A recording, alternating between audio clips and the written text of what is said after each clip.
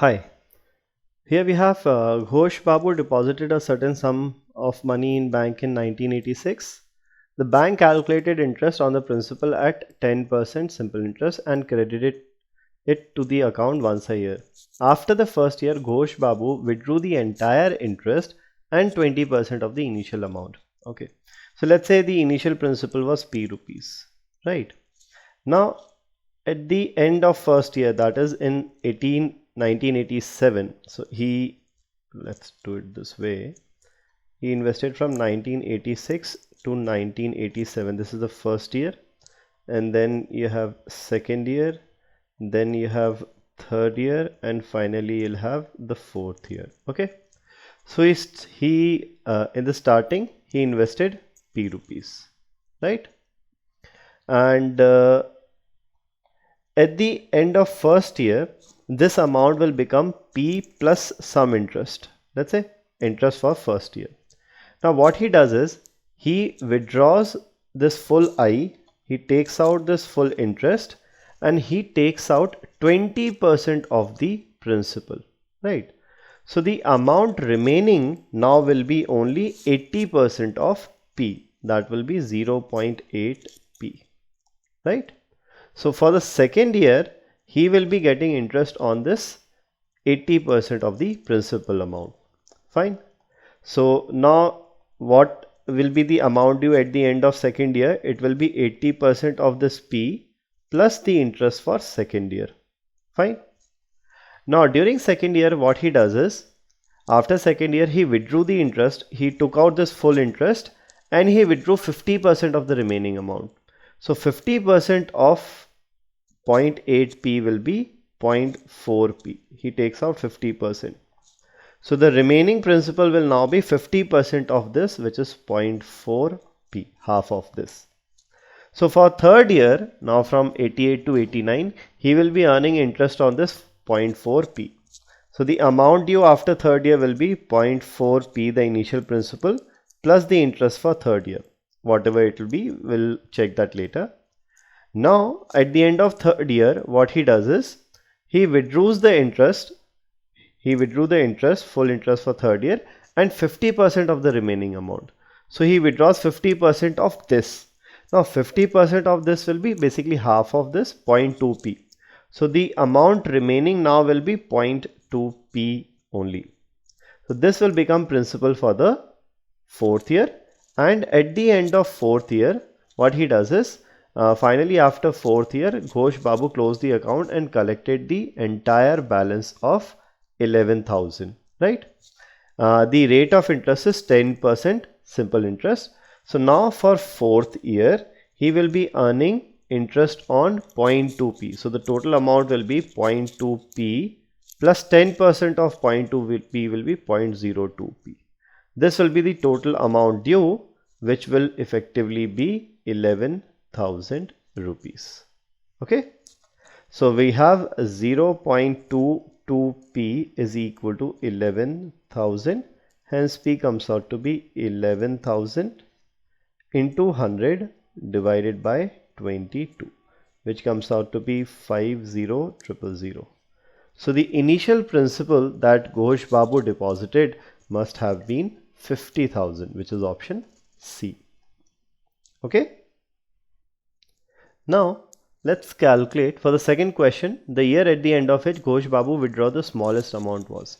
So during which year, first, second, third or fourth year, did he withdraw the smallest amount? So let's say what he withdraws in the first year. At the end of first year, that is in 1987, what is the amount that he withdraws? He withdraws 20% of the principal.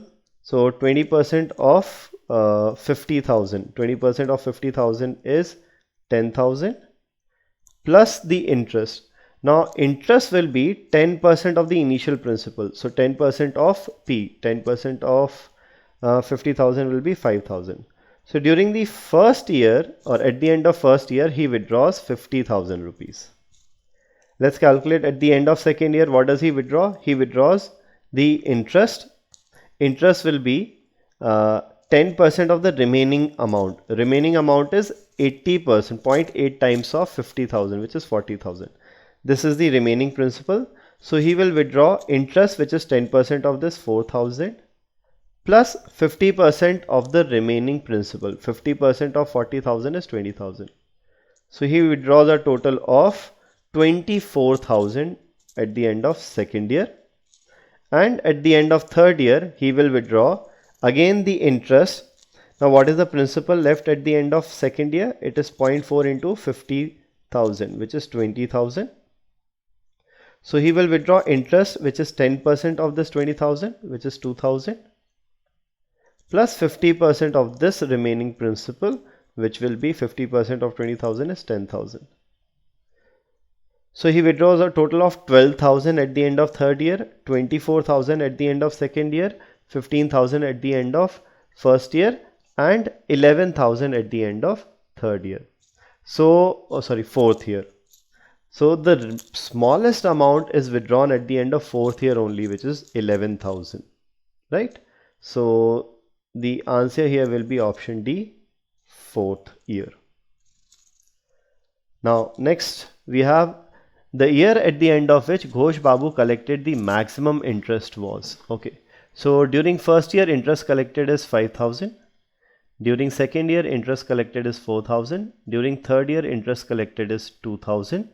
And during fourth year, what will be the interest collected? Out of this 11,000, interest will be 10% of 0.2p. 0.2p is 0.2 into 50,000. That will be effectively 0.2 into 50 is 10,000. So 10% of 10,000 is 1,000.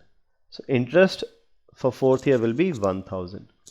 So we have to figure out the maximum interest. Maximum interest is during the first year, which is 5,000. So option A is the correct answer.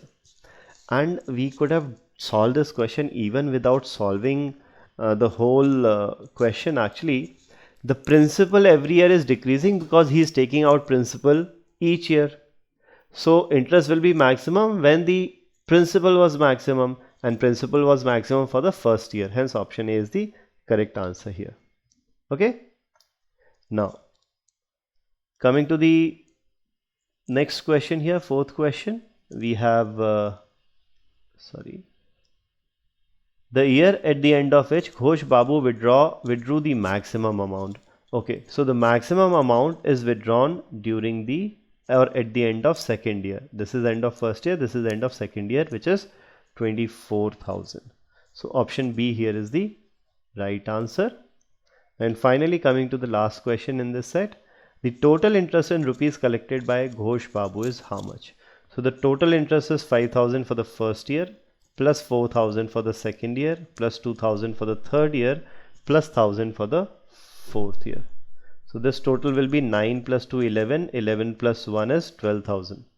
So the total interest will be option A, 12,000 rupees.